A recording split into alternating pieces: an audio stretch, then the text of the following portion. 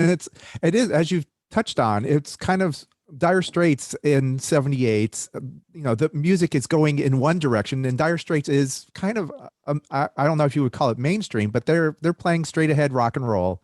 And I don't Yeah. know, but yeah, but I guess that might be why you might have been surprised by the immediate attention that your first album got. It's like you tested in the Netherlands, or what was the Yeah. what was that about? Like, how do you find out how successful a record is? You take it to the Netherlands? Is that true? Whoop. God, a bird's just come down the chimney, I think. Oh, That's kind of weird. Oh, Wow. dear. It's stuck in the chimney. Sorry. I mean, if you hear some weird noises, that's what it is. did Santa checking it out be early? Oh, no, Doing ahead. This Santa's got wings on it, I think, so unfortunately. It Wow. seems to have Oh stopped wow, now. yeah. Listen. Oh, No, it's stopped now. God, I forgot where we were now. oh, Sorry. okay. Well, yeah. Just you tested out this. You figured out that your first album was a success based on the success in the Netherlands. Yes.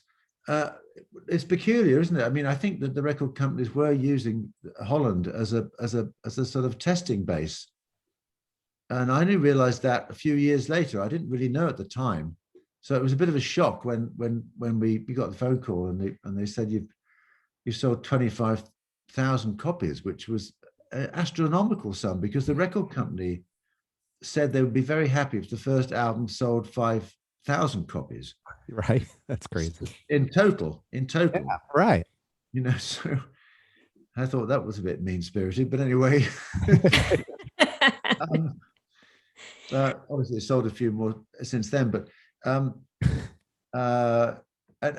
so to get the phone call and say you've sold 25,000 copies in Holland was quite shocking. And Mark's comment was, when I yelled at him in the sitting room, he said, "Yes, and I'm a Dutchman," which is kind of a say, yeah, absolutely, and I'm Napoleon or whatever. Like it was made up, but and I think that was sort of a bit of what it gave you was a first taste of what it was like to be successful. You weren't playing in a club anymore. You were suddenly on the main TV show in Holland.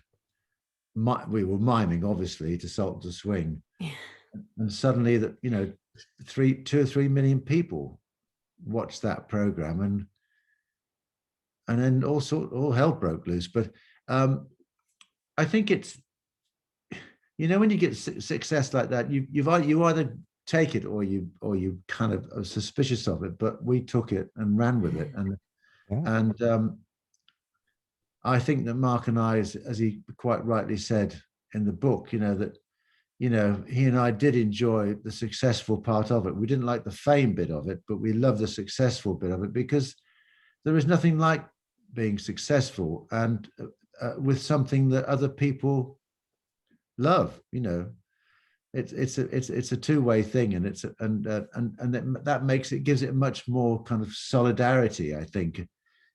In other words, if you're successful at selling telephones or something like that, or cars, it's a different thing than successful at selling music.